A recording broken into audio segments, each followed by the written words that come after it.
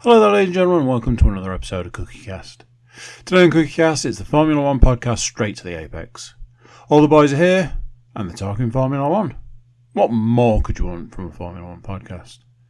Race reviews, race previews, race news, how the championship is shaping up, and everything you could possibly want. Everything you could possibly want from a Formula One podcast. Before we start, please do consider like, share, subscribe and comment. Leave a review where you can leave a review. Obviously the big one there is share the podcast around. If you've got a Formula One fan in your life, send them this podcast. They will love it. Right, let's get started. Here we go. This is CookieCast. Straight to the apex.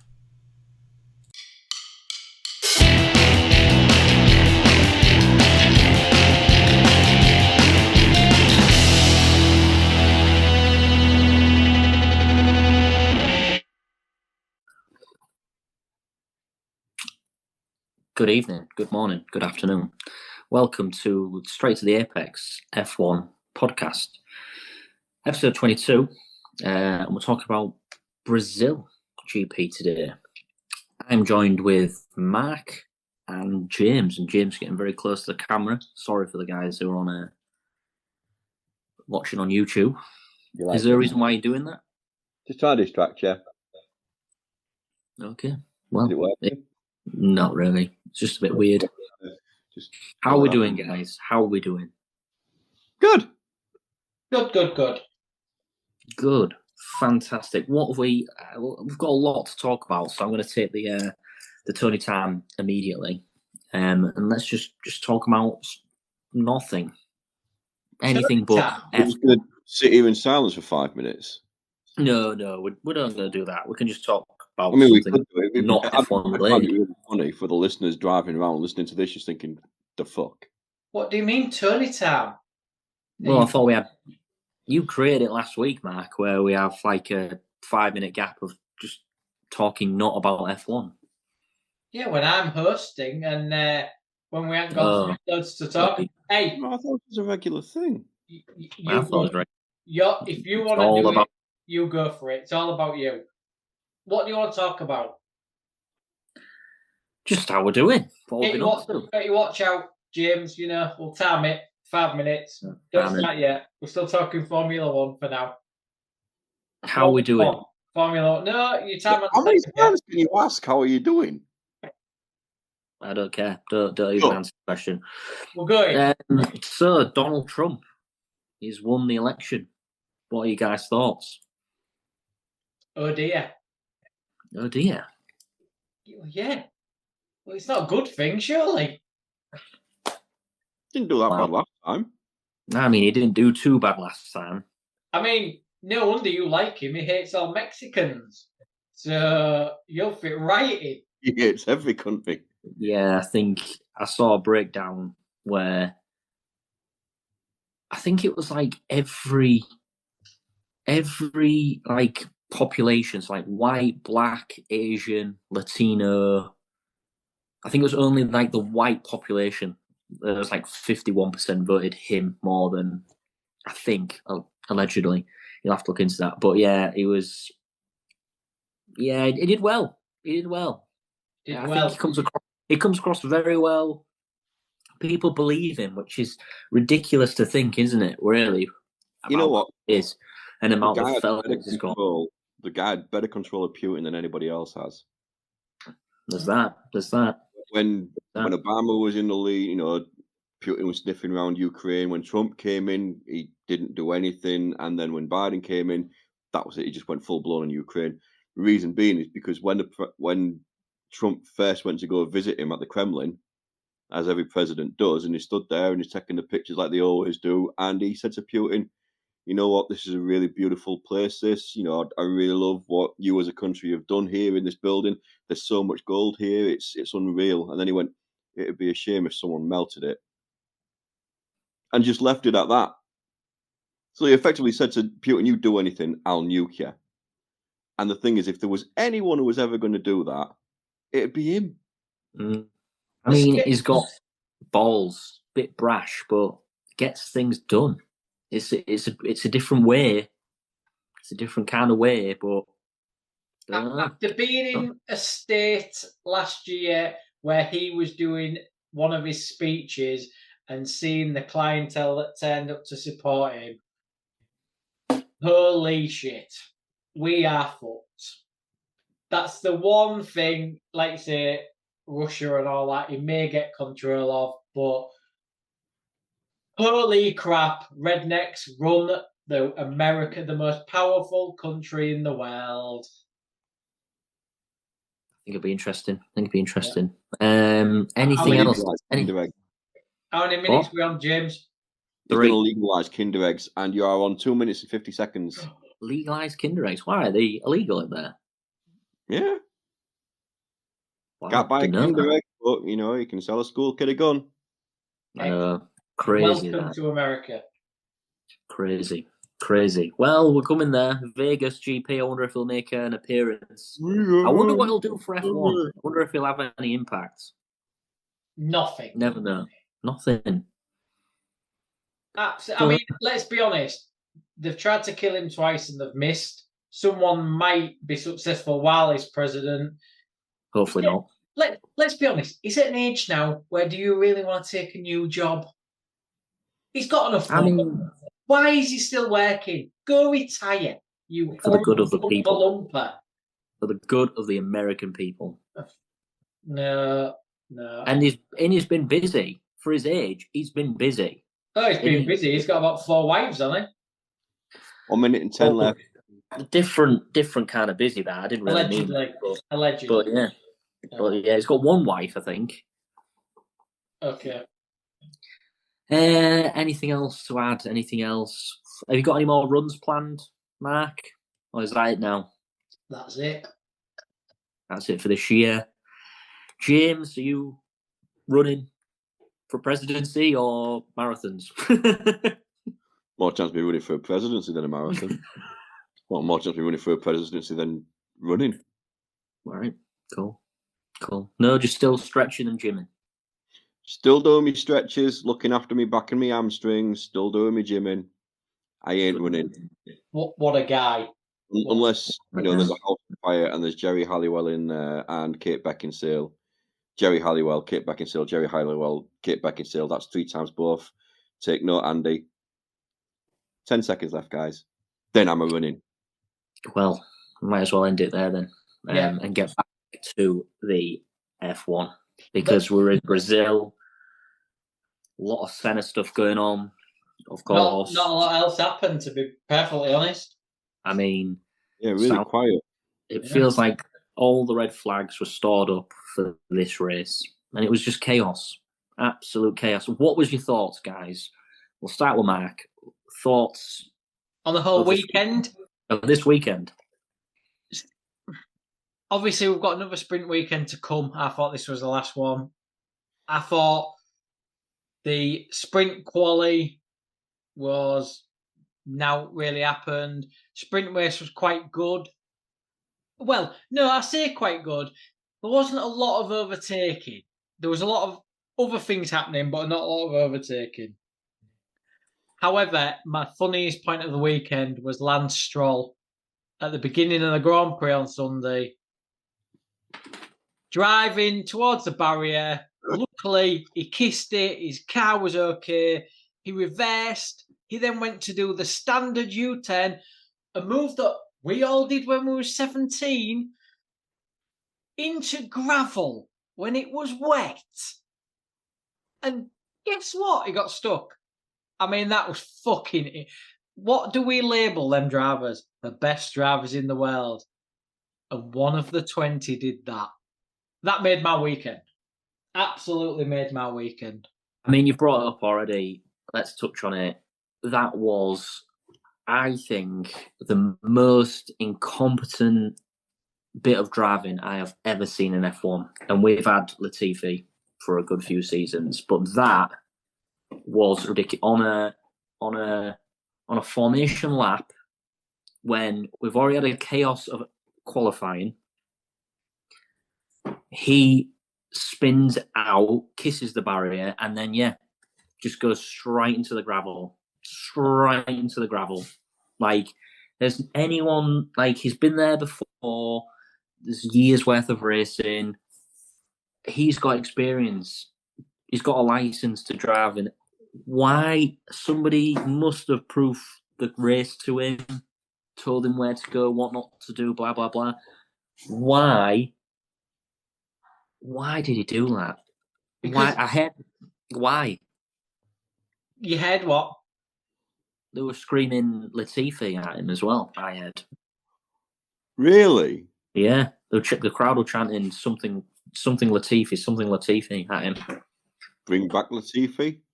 No, it's like when you're worse than Latifi. You're probably worse than Latifi. I mean, yeah, worse than Latifi. We know you're worse than Latifi. Oh, I like that now. As his dad literally just bought. He's never ever had a super license. His dad bought him one off Temu. He's never had a driving career. Allegedly. He can't have driven cars because, let's face it, you do not do that if you're world class. I mean, it's like a pilot of the Red Arrows taxiing along the runway, turning left when he should have turned right to the runway, turned left and ended up in a hangar. I mean, like, come on. No. It's just fucking embarrassing. But I thought quali was good on Sunday morning. It was a bit rushed, a bit chaotic, like obviously Saturday being cancelled. But it was nice to have it a nice long. I mean, it can't have been nice for people at the track because they were there at 7:30 in the morning. And I thought the race, you summed it up. We saved all our red flags up. Pretty bit. What was your thoughts, James, before we move on? On which? I mean, the weekend. Just quickly run through like Mark did. Was anything standing out? I really feel sorry for the Williams mechanics. Oh, they look gutted. They looked absolutely gutted. Really feel sorry for them bastards. Alonso and Hamilton struggling with the... Well, in fact, let's not even say Alonso and Hamilton struggling with the track, just the state of the track itself. I mean, getting it resurfaced and it actually comes out bumpier than it was before. Yeah. I've got to give credit to Max. Yeah. We'll get to that. Saying it. Norris had a shocker. Even though in the sprint, it looked like McLaren was going to have this weekend in the bag, and then that little tactical move towards the end, even though everyone's like, "Oh, this is controversial because they didn't bring out the red flag, the VSC until just after they'd done the switch." There is a lot, and I mean a fucking lot of talking points from this weekend. There is. So we'll get to them. Absolute chaos. I did not like this weekend at all. It was just as soon as quali got moved, that got me a little bit. Then it was in the morning. I was like, let's see how this works. And I thought, yeah, okay, it's happened. Whatever. That's the grid. Interesting. Let's see what happens. And then a formation lap. Immediately he spins out, and I just thought, this is gonna be absolutely fucking shit. I was just like, that sets the tone for this whole race. Like, it's gonna be chaos. But yeah, well, let's start before we dive into that race and the weekend. Has anybody got any news? Bottas is and Joe. Both of them. Neither will be driving for Kik Sauber next year. Yeah, James, go on. Tell us more. I just kind of told you. Well, anything to add, Mark? F2 rising star Gabriel Bortoleto. Bortoleto. Yeah, his replacing him is the first Brazilian since Bruno Senna, is he? To drive the car? No, Barrichello. It's got to be Barrichello. I think it is. Bit of a shock that they dropped both drivers. I mean, I know they've got Hulkenberg coming, So there's your experience. Yeah, Yeah. Hulkenberg one, and then Bortoletto. Sorry, we'll learn your name, mate. Don't worry. Yeah. But F2 Star, I've not actually heard his name this season. If I'm brutally honest, I've heard Ollie Behrmans, I've heard Kimi Antonelli. Not heard this Bortoletto, so it is a bit of a surprise when you think about it. Because I'd have been going straight at bloody Colapinto. Well, like, you know what, mate? Got a seat here for you. Steady. Before you go there, let's just box this one off. Say. Open and constructive discussions with Bottas and Joe. We mutually concluded that the conditions to continue together could not be met, so we agreed that this time to part ways. We would like to thank both for the contribution they have made in the team in the last 3 years, and they have been the embodiment of professionalism using their experience and enthusiasm to support our growth. That's come from the Stick F1 Team Twitter account. Yeah, interesting. I mean, the car's a bag of shit. They've not done very well. Joe is just is always out in Q1, is always last. He has not showed any promise whatsoever. He's miles off the pace every race. Unfortunately, I mean, it's nice to see another Asian driver, especially a Chinese one, with that being one of the biggest markets in motorsport, in motor trade. Yeah, that's sad. Don't know where he goes from here. Probably into oblivion. Don't know. Bottas, reserve driver at Mercedes. I've heard that as well. That'll be good. I think he's such a great guy. I think he just needs a better car.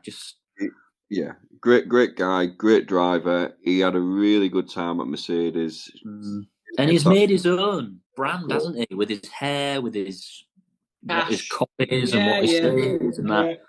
Yeah. I think he'll give that Mercedes team a lot of experience and a lot of time. God knows where Ralf Schumacher's going. Don't know. Ralf Schumacher, Mick Schumacher. Oh, Mick, sorry, not Ralph, not Michael's brother. Sorry. I meant Mick. Yeah, God knows where Mick's going. Yeah. Bortello. Yeah, you've hit the nail on the head. Brazilian. He's going to partner Hulkenberg. I mean, the team's not great. Be interesting to see how it goes, and with the new regs coming in, how they'll do. Who knows? Colapinto has supposedly, on the grapevine, been touted for Red Bull. Don't know if anybody's heard this. Any thoughts? I've heard an offer of 20 million was put on the table. Really? I had 10. I mean, it's a good move. Is this weekend to replace Perez? Of course it is. Yeah. I didn't know if you meant like reserve driver or anything. Interesting. Yeah, they'll put him on the books as reserve driver, and then in for Abu Dhabi, he announced driver. Yeah, I mean, Sky were absolutely banging on, and the cameras showed it as well. Don't know if this is biased, but he had a lot of support. In Brazil. I don't know. There was also very on Christian Horner leaving Williams, as if it was like a big deal. He was caught coming out. I mean, I didn't know if he was just chatting up on the staff at Williams, allegedly. But yeah, they made kind of Simon Lazenby made like kind of a big deal about it. So they obviously know more than they let on the telly. The fact that he come, striding out like Christian Horner does. Yeah, I mean, I honestly put 2 and 2 together and got Carlos Sainz, so I was way off. So I think there's more to this deal, and this is what I think.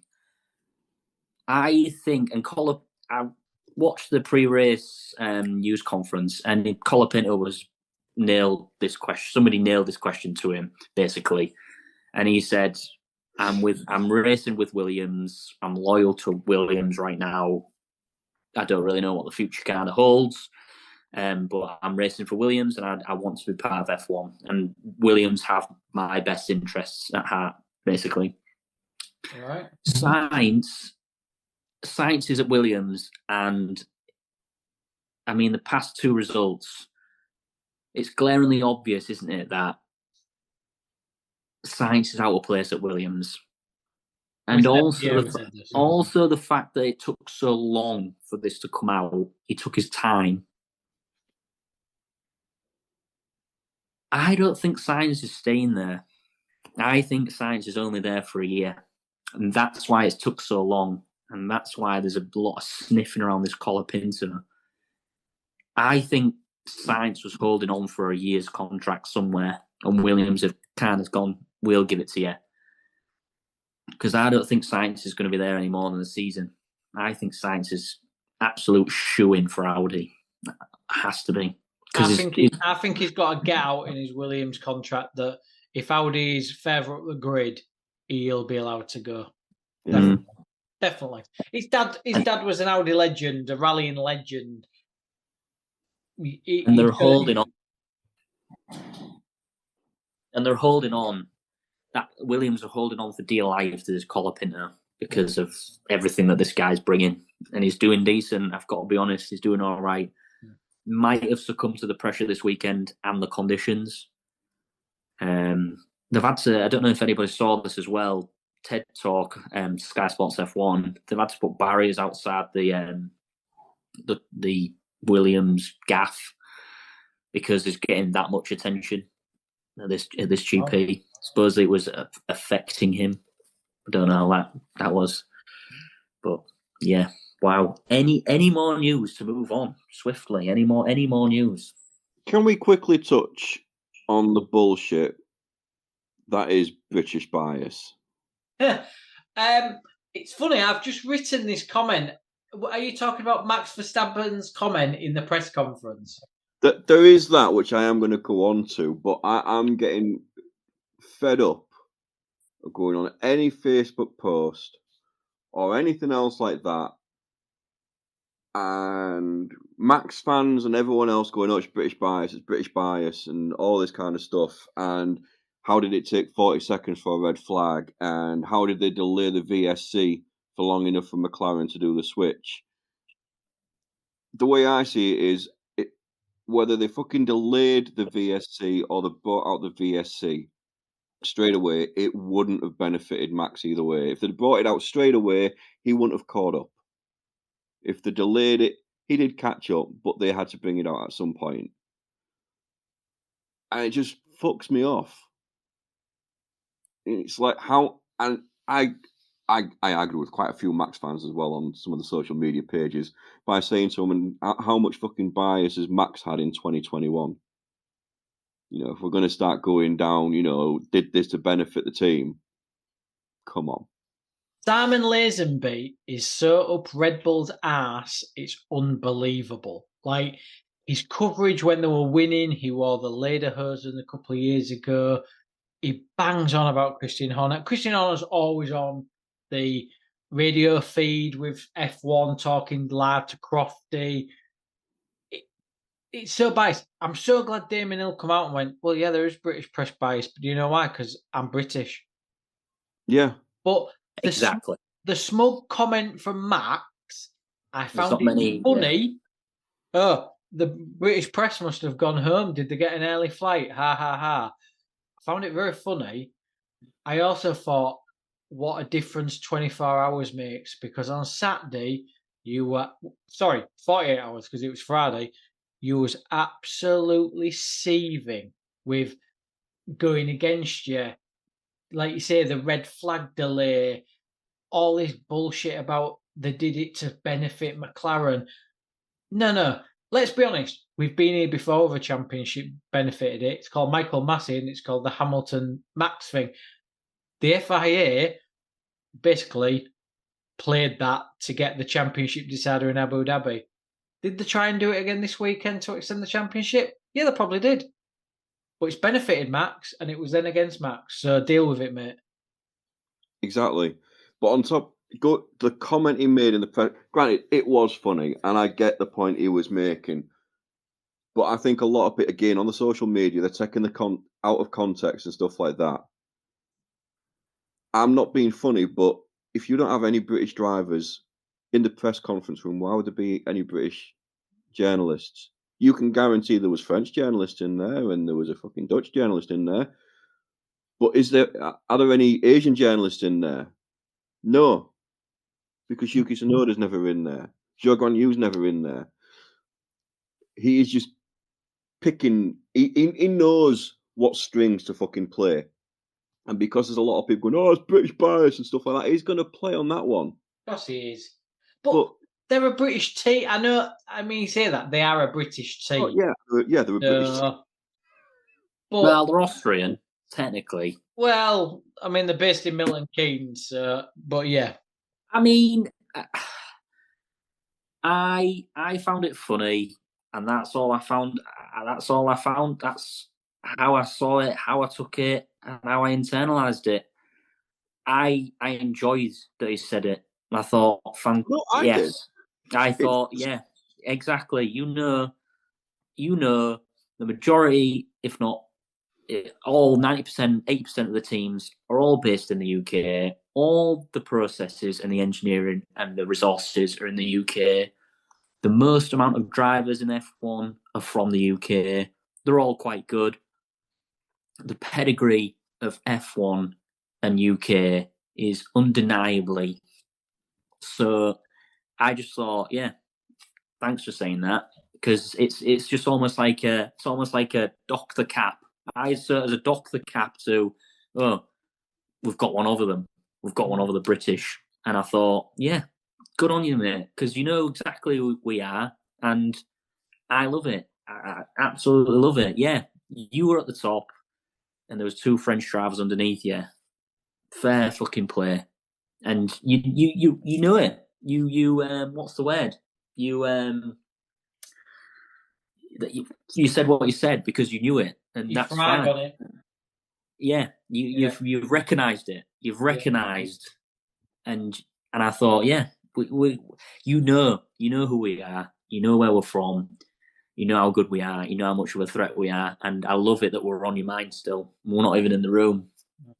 It's quality. Fans, you're a fan of our racing. You can hate, but you're a fan. Even if you hate or dislike, you're still a fan of our racing. So I loved it. I just thought, yes, good on you, because when we win, don't you worry, mate. You Dutch bastards will be getting it fucking tenfold. Don't worry. You know what? I would fucking love it if Lando Norris wins at fucking Vegas. Yeah. And he goes to the press conference and he just sits there and goes, "Oh, where's all the Dutch journalists? Oh, they must have had to get an early play." I'd fucking love it if he did that. I'm like, well, love it. It's entertainment. But Lando will do that because of what I've already spoken about Lando. But yeah. Any more news? Nope. Let's get into it then. Oh, one thing before we do. Why is papaya now the word? Why do we have to use that all the time now? Ever since that race, because and the papaya rules. Bird is the word, we'll never get up the song. Yeah. It's just the papaya team, the papaya colours, fuck off. Just stop using it. Just give it up. It pisses me off. You know the fact as well now that when Andy listens to this tomorrow morning at work and he hears that little comment, he's going to be singing that song for the rest of the day. Papaya. Well, Andy. Anyway, any more news? You've asked that question 4 times, and me and James have both said no. News? No. No. Okay. Let's start with practice.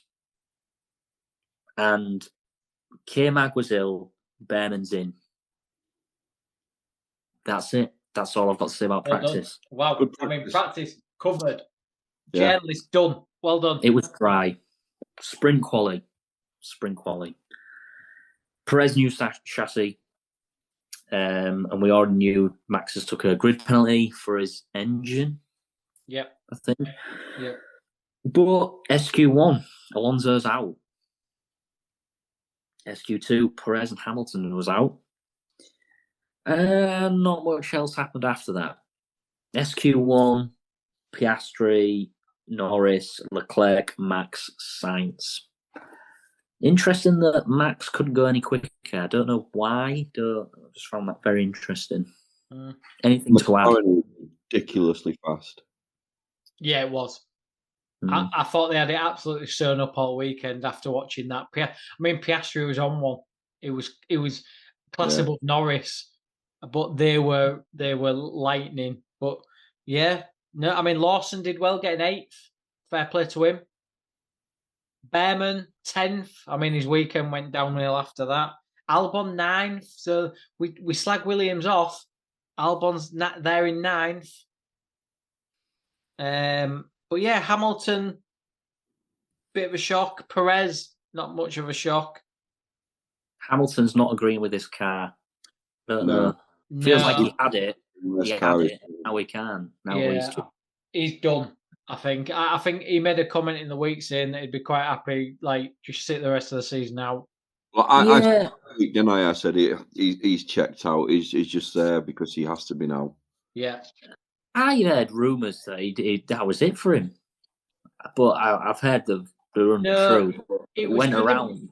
It was because of his radio message. He was like, "Thanks to you guys, blah blah blah." Apparently, some of the team that was in Brazil won't be in the next 3 races, so it was almost like I think it was like a thanks for working with you guys and all that, and everyone took that as he's not coming back. But no, it got clarified yesterday that there's some of the team that won't do the other long hauls, so he was saying like a farewell to them, really. Because he did say something like, this is the last time we'll do it, guys, or something. Yeah. I hope Mercedes have got something planned. I really, really hope there's something special planned. But we'll find out. Anyway, the sprint race. I've only got a few notes on this.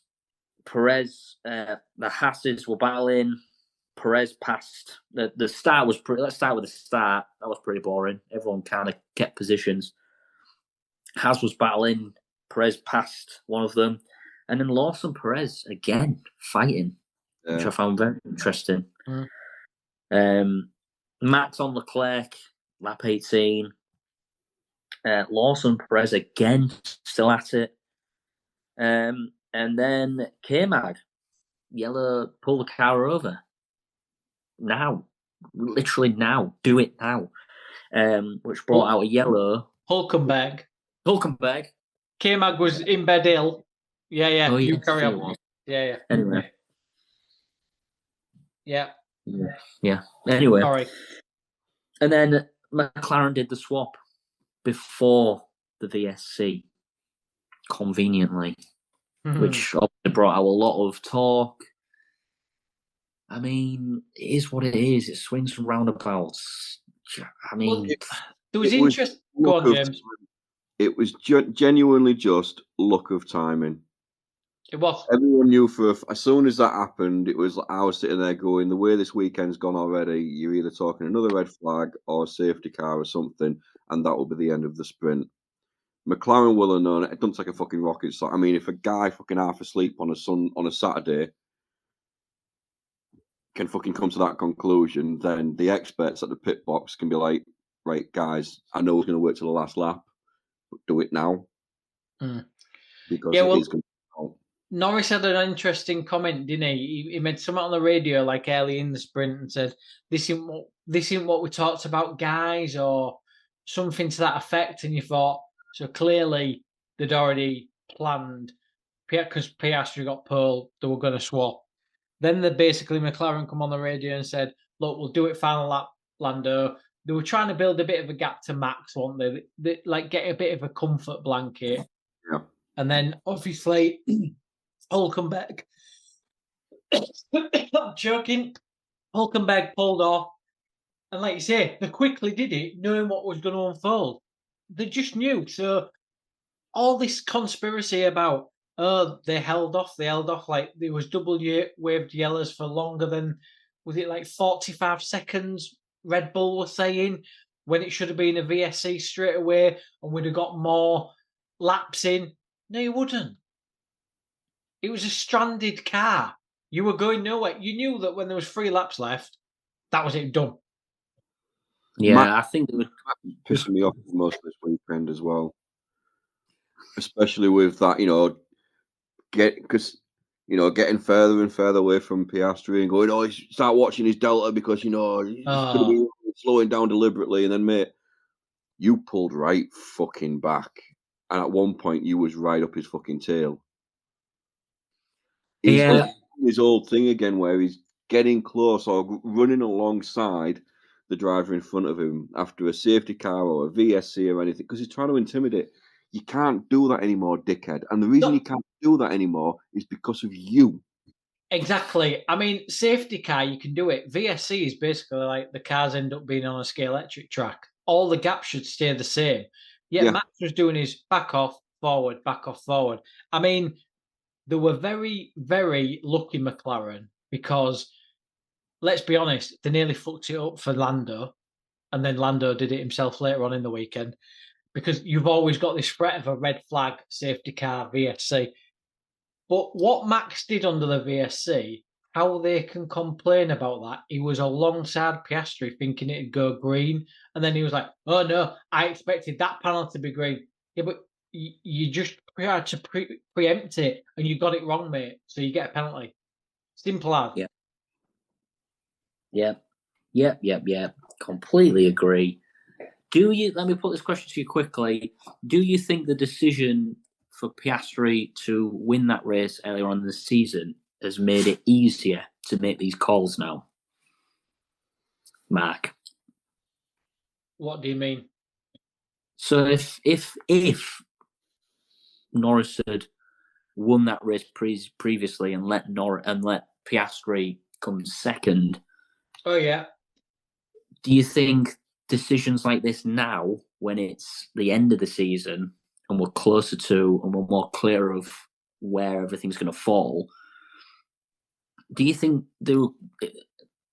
Piastri's more compliant because he was allowed a race win? That's what you're trying to get at, isn't it? 100%. Yeah, 100%.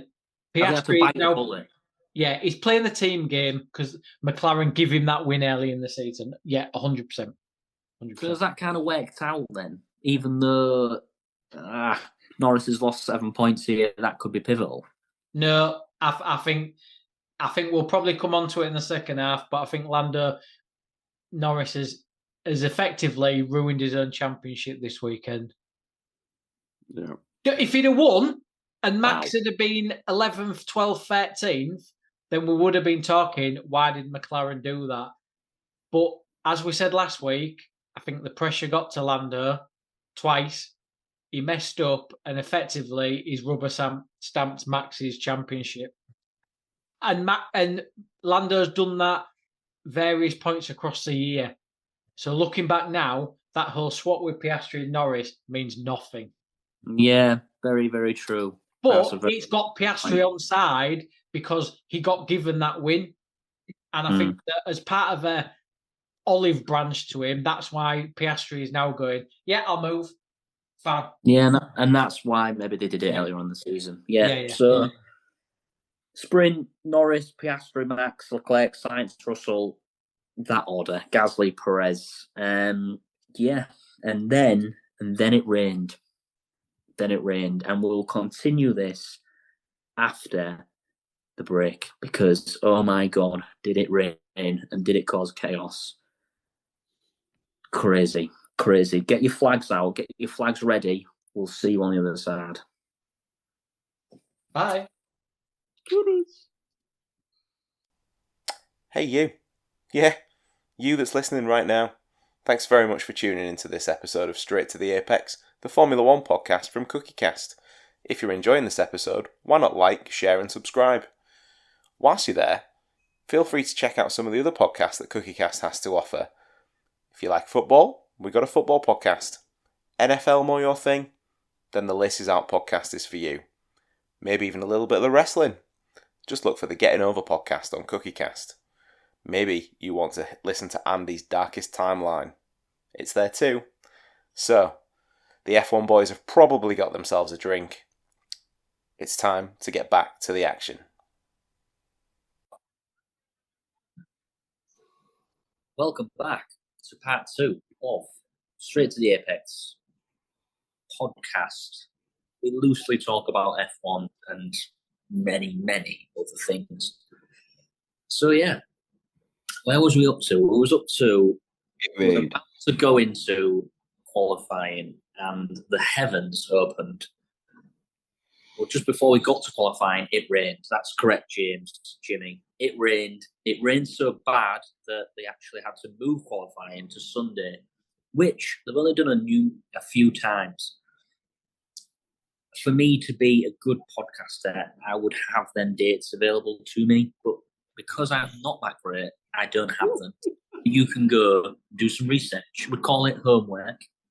It's called Google bitches. Is it not in your Unless Mark's got it. You want to know the dates? Fucking find them yourself. We don't care. Has Mark got the figures? No, I'm not hosting. I don't need to do any research. I knew it. I knew it. Past that book. I knew it'd pass that book. Anyway, right. So, yeah, they moved it, which is crazy. Kept the fans in there. They loved it.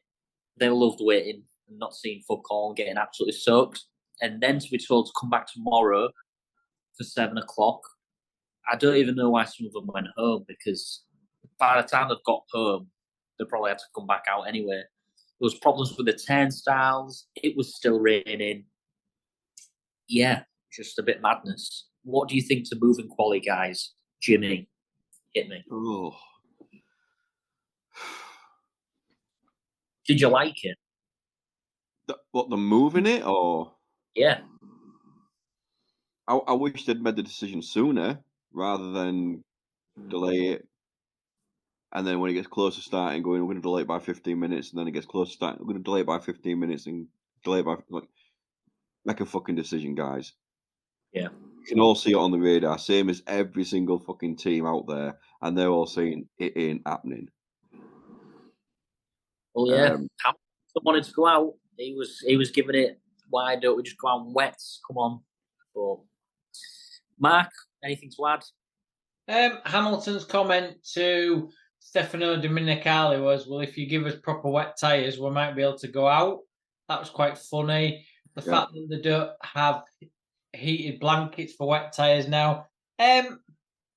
Thinking about it, it was a bit of a farce. I mean, if you was away for the weekend, you'd have absolutely shit out because Sky didn't update their coverage for the quali. So it took me, we was out Saturday night, so I didn't know it had been cancelled until I got back home. Took me ages to find the new schedule on Sky. It didn't even say live on it. It just said Brazilian qualifying. If I'm brutally honest, didn't really like it. I thought it was quite a lot. I mean, they even brought the race forward because of the weather on the Sunday, so it went earlier. Yeah, I like my qualifying on a Saturday. It seemed to be a lot of... Sunday was quite busy. I mean, me and James watch NFL as well, so it was kind of quali, the race, NFL on the iPad. It was a busy sporting Sunday.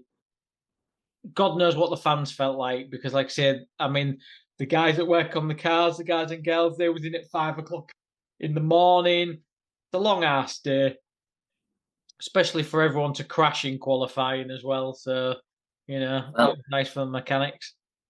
Well, what did you think to it, Tony? Because you know you're not an advocate of the sprint weekend anyway. So what did you think to quali be moved to Sunday? I'm not an advocate for the sprint weekend, but there's certain tracks where it works. Red Bull Ring is one. This is another for me.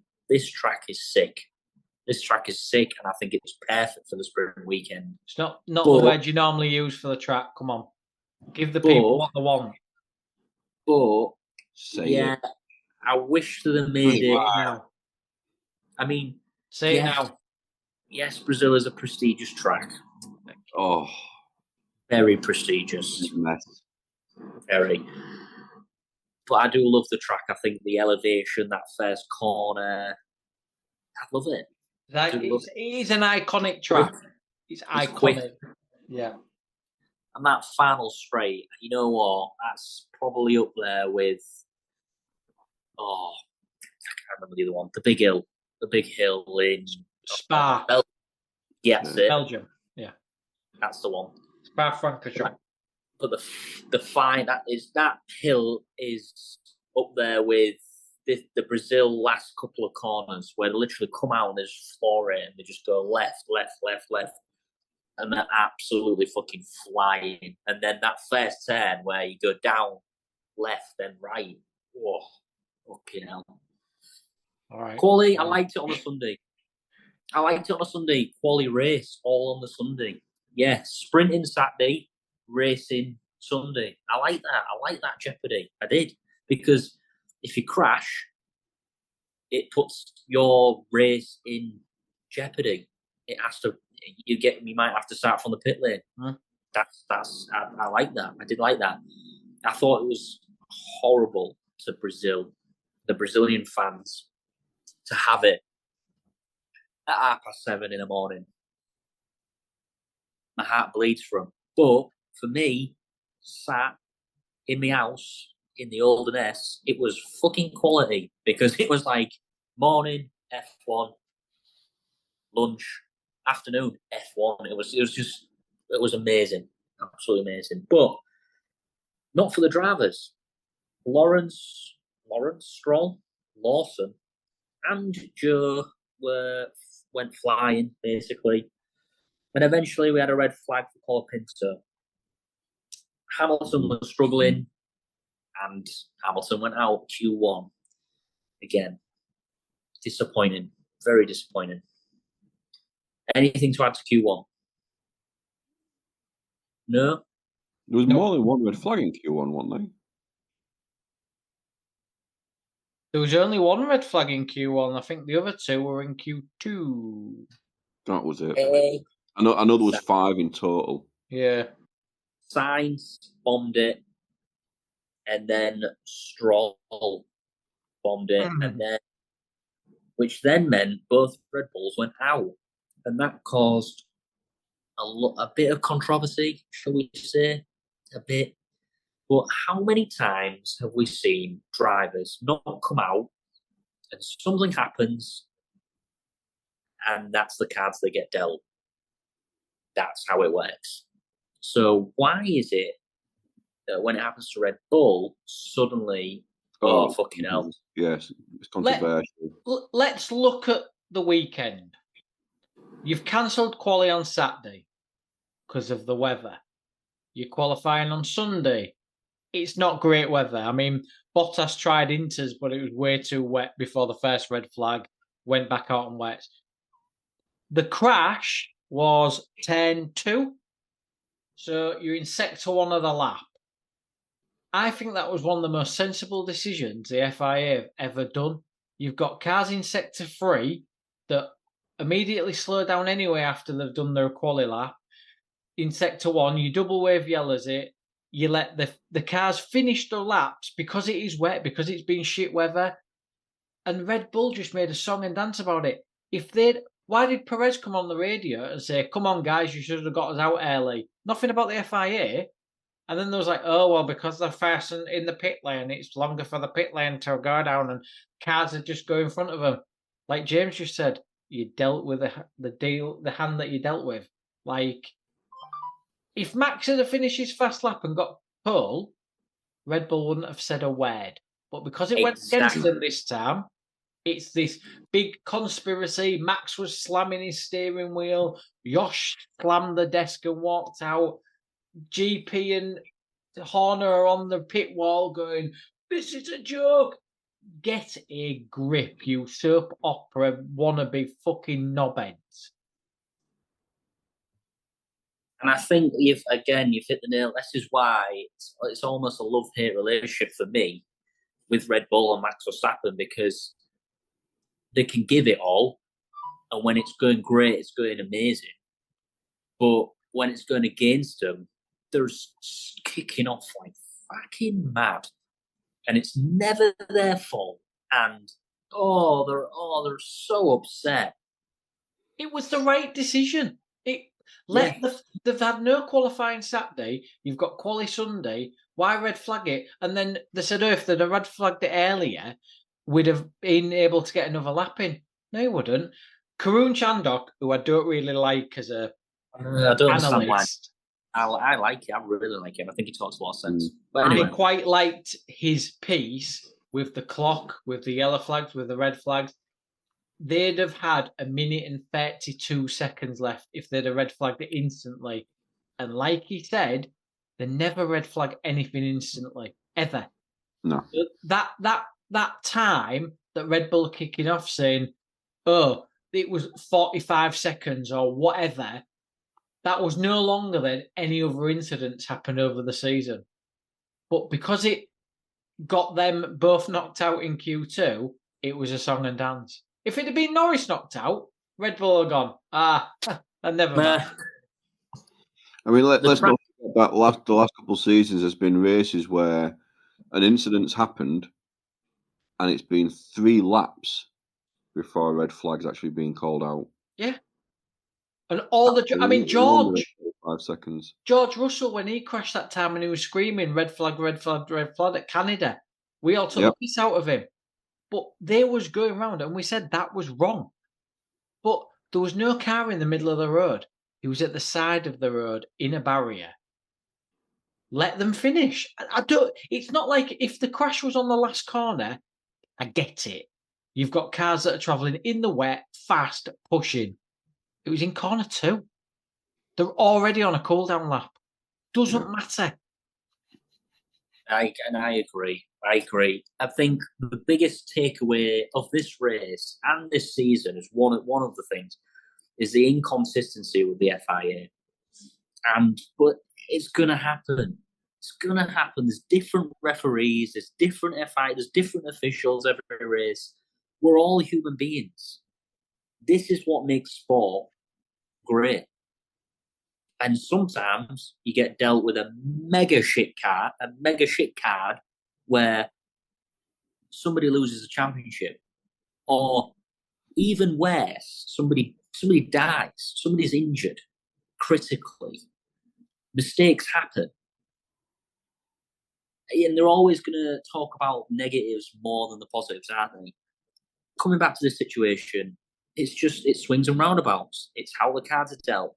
You know, your strategists know that the track evolves quicker when it's wet. And you've held them back. And unfortunately, someone's crashed.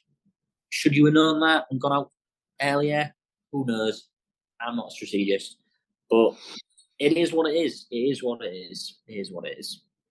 They're out. Thank fuck for that anyway. This makes this race very saucy. If you're a McLaren fan right now, you've got the biggest hard-on you've ever had in your life. Q3, another red flag. And it's Alonso this time, which is not like Alonso. But it happens. Happens to the best of us. Hard-ons and all. And then it was a yellow flag, then a red flag by Albon, who absolutely smashed the fuck out of his car. That's when Williams mechanics just looked and was like, you might as well have just picked up his car and just gone. Well, and then when he's just sitting there and he's like that. Yeah, and I'm like, he's going like that and he's looking on his LinkedIn on his phone going, I'm available for offers. You're in Q3. They said, didn't they? Fucking bottled it. Normally, there has to be 4 hours between quali and the racing because of the weather. I think it was just over 3. I'm sorry, but like say the way Albon smashed that car, why there was even stress because they must have looked and gone, there ain't no way, not a chance, pal. Even Sky said, you saw it like that. He ain't fucking. Brundle was like, it's going to take a lot for him to get that car back. He'll need a new this, a new that. And I was like, mate, I am 32 years of age. I've never raced an F1 car or a car. That's fucked. They're not going to fix that. They're not going to fix that. It's going to need a new wing, a new rear wing. It's going to need new suspension. I went, it needs a new fucking car. And they were even saying, the steering wheel. The steering wheel and maybe the rain lights. They've got the parts in the back to fix it. That's what I'm sure somebody said. They've got the parts in the back. And I'm thinking, did you listen? Was you here in race 1 and 2 when they didn't have any parts? Like, I don't think that's the issue right now. And today was Saturday. they'd get it done. Well, they normally say, don't they? They pull an all-nighter to build the car. They pull an all-nighter. They've done a hell of a lot of overtime then. Every single weekend. If well, yeah, they'll be Williams probably could build a car in 2 hours because they have that much practice with Latifi. But they pull an all-nighter to get a car ready, and then they're like, oh, they're still doing bits. They ain't going to do it in 3 hours. I mean, because if they do it in 3 hours, they're taking the piss all night. What they're doing? Having a rave? Nah. No. As soon as you hit the barrier, nah. Annoyingly as well, he was in P2. Yeah, I know. He was in P2 and he was saying, guys, I can go faster. If I can get the grip, I can go fast. Well, it was interesting what Norris's engineer said, didn't he? He was like, don't push. Yes. Make sure you save the car, like save a bit in you. Because there was like, don't, just save the fucking car. But should have that been more so with it being Williams? Well, yeah. Your Williams, it's a crazy GP already. It's a crazy weekend. You're guaranteed 10th here. Like you're in there. Let's just take it steady. I am surprised though. Albon eventually qualified 7th, even with his crash. Colapinto was down 2 from the back. I'm surprised they didn't say to Colapinto, Albon's having your car. Wow, that's a good point. Unless they weren't allowed to do that. Unless the mistakes of previous. Yeah. All that decision was made, and it was very controversial. A lot of people agreed, some disagreed. It looked bad, but it was the right decision. Vowles said his piece, and that is it. I wonder, that's a very, very good point that I have not heard mentioned. I wonder if that was after that fiasco, we're never doing that again. Yeah, maybe. But at the same time, Albon was walked to the medical car, and he was walking gingerly. Yeah, he was holding his wrist as well, wasn't he? And, maybe he wouldn't have been able to drive. I don't. It was a big hit as well. We've got to. Yeah, I would love to see if someone works out at the end of the season how much Williams has spent. Oh. Wow. Yeah. Wow. Yeah. Anyway, Lawson had P2 at one point, which was insane. But it finished Norris, Russell, Yuki in third. Who'd have known? Ocon, Lawson, Leclerc, Albon, Piastri, Alonso, Stroll. Anything else to add? No? Nope. The race. Lance Stroll. We've already been through this. I mean, every time you watch the video, it gets more painful. So watch it once and be done with it. That's it. The start was aborted because of this. Lando decided to... Well, a few of the cars decided to piss off. There was no confusing. It was confusing. It was chaos. Obviously, Max was straight on the radio saying he's moved and started. There was no green light. Okay. All right, mate. Sit the fuck down and shut the fuck up. To be fair, Max knew the rules. To be fair to Max, he knew the rules straight away. It was like, there was no green light while they all gone. Of course he does. I mean, he's been driving in F1 for 10 years. He knows what he's doing. He knows what he's doing. But it wasn't just him. A lot of the cars stayed. And I think there was a massive confusion on what does an aborted start mean? What's going on? That was embarrassing slightly because we're all we're professional F1 drivers here. But anyway, well, the fact that the stewards didn't even know what the fuck to do with it says it all. Yeah, fair. Yeah. And this I've already said it already. This set the tone. I was like, here we fucking go. Right. We eventually got a start. Hamilton and Russell had a bit of a tussle. Hamilton and Lawson, had a bit of a tussle, not Russell. I like the other one. It sounded better. But something did happen with Russell. in lap 2, and there was a lot of racing in that first lap. I mean, hats off to all of them. How the fuck they could even see, drive, not shit themselves. Because I've done that, obviously. We've all done that once. Maybe earlier on in our lives. Not When we was later a on. baby. Maybe don't count. Yeah. Because you don't know you're shitting yourself when you're a baby. Anyway, move on. Yeah. And you do when you're an adult. Anyway. You certainly did. Yeah. Trust me, you do. You do. Anyway, awkward silence. Checo has a spin. And Max is straight on Hamilton. Max has made up spaces already. Quality racing is all I can say. Lap 10, he'd taken 10 places. It was 17th to 7th. He took Piastri, Lawson. Finding fucking grip where nobody else would. We saw this. He was finding that much grip. He could go to a fucking P. Diddy fucking party and not slip. Oh, wow. Wow. We've had this That years guy ago. needs That's all I'm saying. A lot of lube. We've had this years ago with Max at Brazil. He has lines that no one else does. Gets grip. Fair play to him.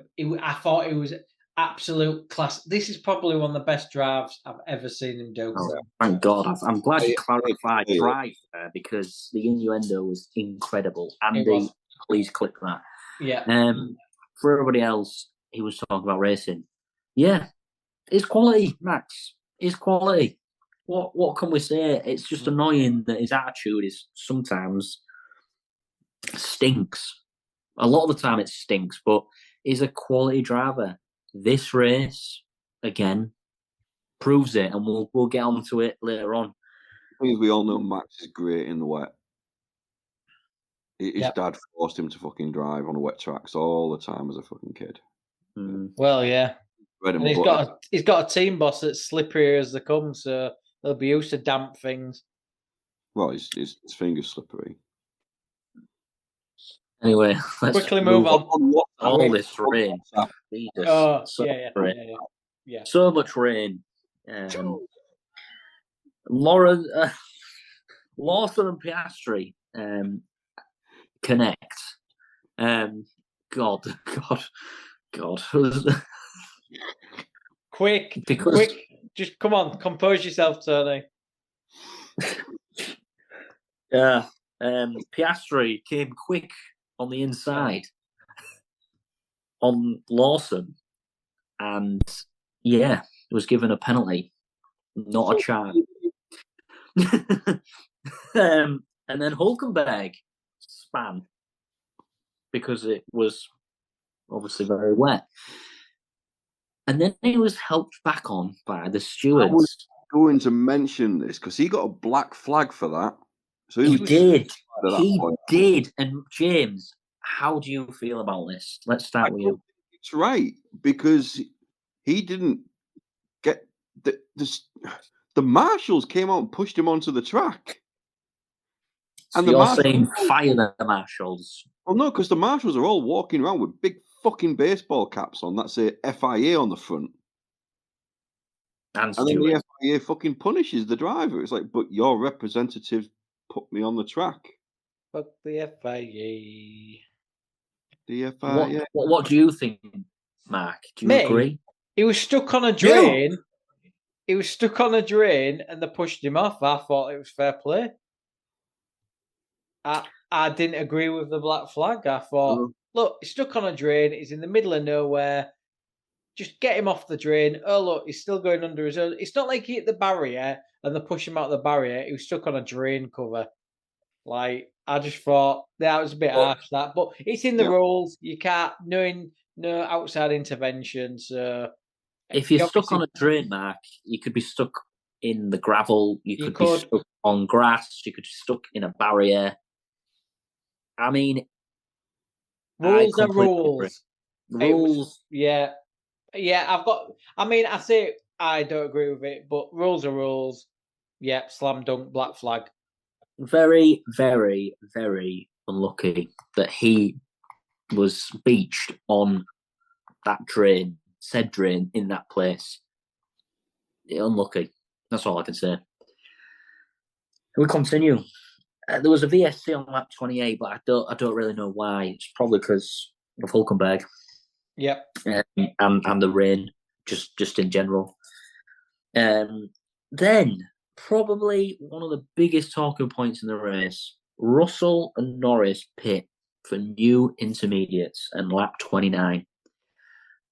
Was this a genius move, or was it a matter of just such unfortunate circumstances? Mark, what do you think? Mark first. Well, it ended just as the VSC ended just as they come in the pits. I mean, you always try and get a cheap pit stop when the VSC's on. They did right. I just don't agree with the next rule of the full safety car and then a red flag where they can then change tyres during a red flag. I don't agree with that because I think however good Max was, Red Bull got very lucky there that there was a red flag. But yeah, it's just one of them things. I mean, you didn't see McLaren bitching about it on the radio like Red Bull would have done. James, can you add anything? Everything that the third best looking guy on this podcast said. Thanks. At least Tony's hair's a bit better this week. Yeah, Max did well, don't get me wrong. I'm not going to take that away from the prick. But yeah, if there wasn't a red flag, then that would have really fallen into fucking Norris and Russell's hands. So it was a genius move because obviously Max still had to pit, but then it just became a case of it was shit timing. I mean, the way the race is going and what's already happened, could they have waited out a little bit longer? Could they? Mate, who knows? Is it a who knows moment? Yeah, who knows? It could have gone anywhere. I mean, it was who crashed after that? It was Colapinto filled. Yeah, Colapinto followed in the footsteps of his number one driver and absolutely blazed it into the barrier. And can I just say before that crash, the full safety car come out lap 30 because of the awful conditions. At that point, Ocon was beating Max by 8 seconds. This is Ocon in an Alpine. Max, who we've just praised for being like one of the best drivers in the wet, Ocon was just stretching a lead every second and a half, every lap. And 8 seconds in front, I was like, what? Remember, it's raining. The rain's got worse. He's at the front. Excuse me. He hasn't got that spray. He's got that. I'm at the front now. Well, neither did Max. He was 8 seconds behind. Yeah, but Max has come through the field. Well, yeah. He's now second, and the next driver's 8 seconds in front of him. McLaren's there fucking well back. What's the next step? What we're gonna do here? Where are we going? Are we gonna pit? Are we gonna damage limitation? What the fuck's going on?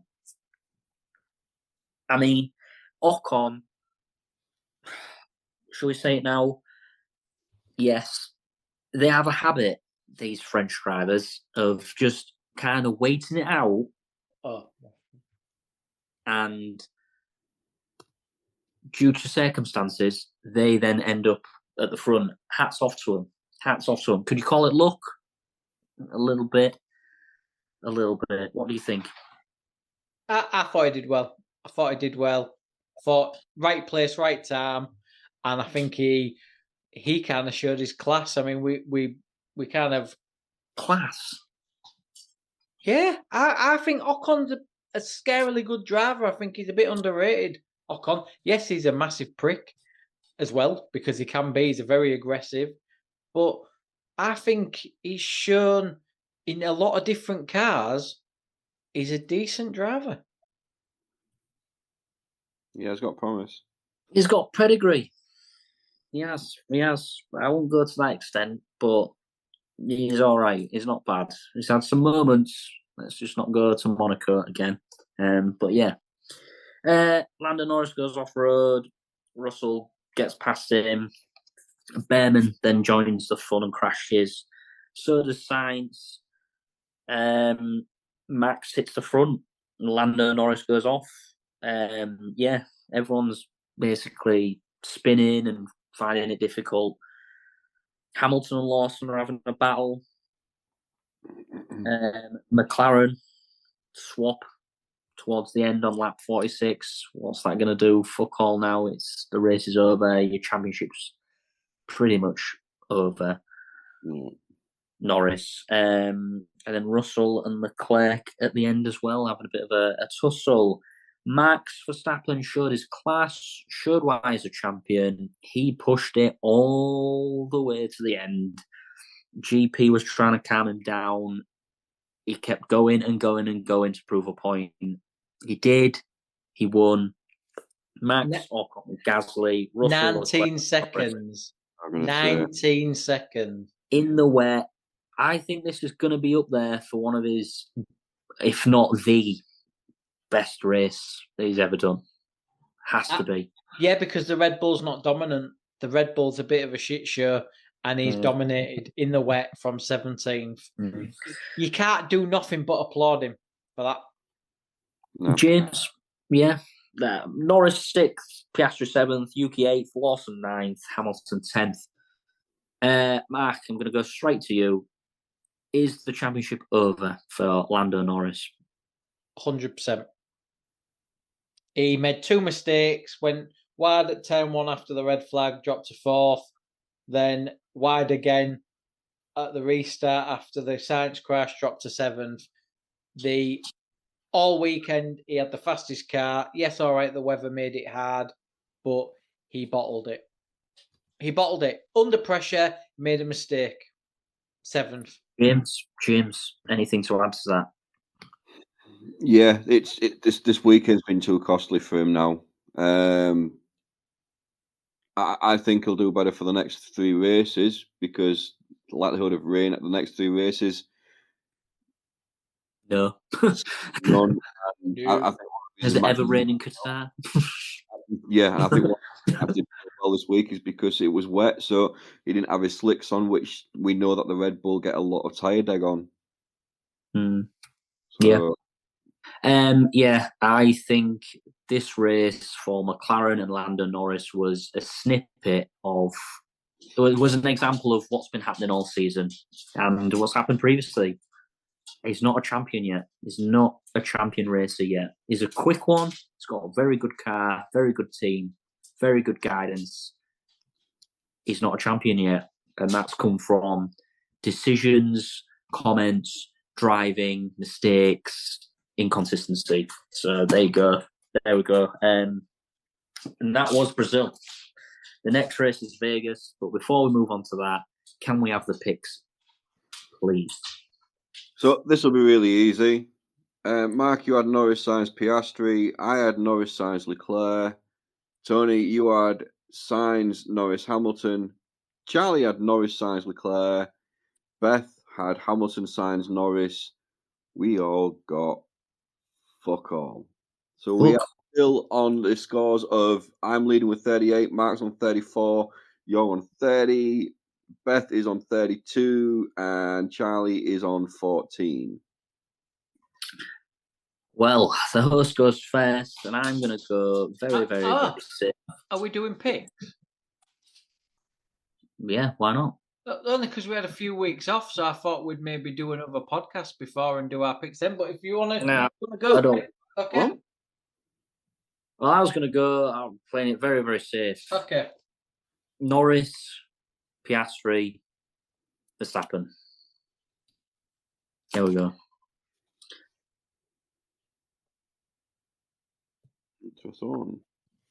Who's next?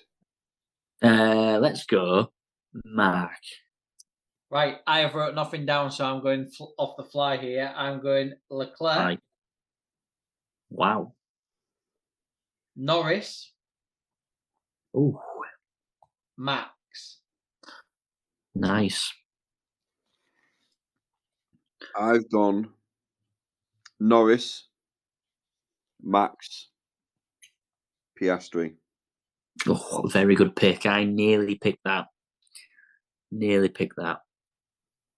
Beth? I think Tyre Deck will actually come into it. Yeah. I don't have bets. I've got Charlie's.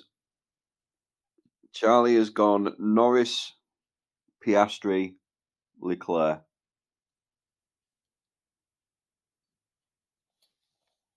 Oh, God damn it. Damn. I'm the same as the Oracle. That's not good.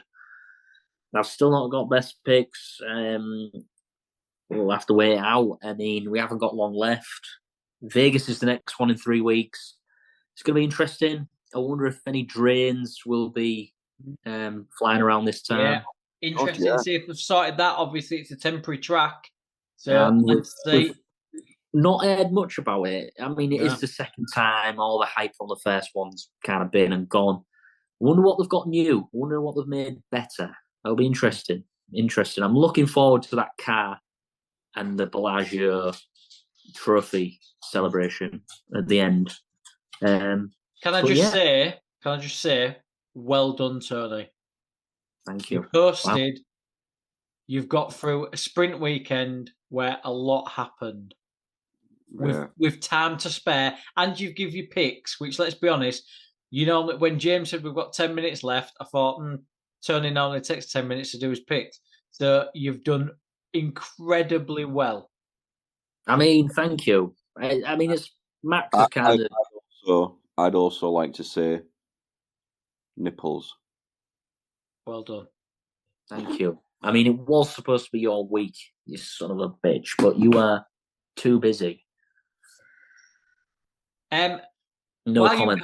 I've not talked about this off air, so this is going to be a shock to you guys. But obviously, we haven't got a race for 2 weeks. Maybe not next week, but the week after. How about we do a pod with not one special guest, but 2 special guests? Maybe. Get back in Still and Jerry Halliwell? No. They are, one's a Red Bull fan, one's a Ferrari fan, and they are going to the Abu Dhabi Grand Prix. They're the real fans, though, like us. Real fans. They're going to the Grand Prix at the end of the season. And I said it'd be interesting to get their take on how they get there. But we'll talk about that off there. Yeah. Get them on. We'll grill the shit out of them. Anyway. On that note about grilling, there's been so many references to wetness and slippery and Diddy that we'll move on. Till next time, thanks for listening. Thanks for watching. Thank you, Andy, as always. Cookie Cast. See you on the other side. Said P. Diddy. Bye-bye. Peace. Did what? So there we go. What do you think to that? Another one done. Another one gone. Another race gone. Another race to come. That's how it works here. That's Straight to the Apex. Good times.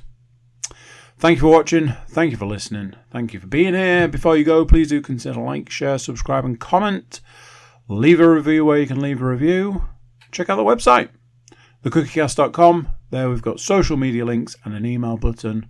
And that way you can get in touch with us. That's it for this one. Till next time, I'm going to say bye, and I'll see you then. Thank you for listening to this episode of Cookie Cast.